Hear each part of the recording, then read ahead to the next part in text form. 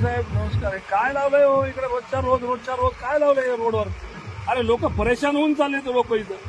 आता तुमच्या इथं बघा जवळपास इथं 3 आणि 3 6 माणसं हायवेला उभे. आता मी बाहेर ड्युटी हाता की नाही काय गावामध्ये ट्रॅफिकचा एवढा मोठा प्रश्न आहे. हे सगळे तुम्ही इकडे लावले हायवेला. रोजच्या रोज लाखो रुपयाचे तुम्ही इथं ते लोकांपासून हे घ्यायला लागले. एक दिवस ठीक आहे, 2 दिवस ठीक आहे,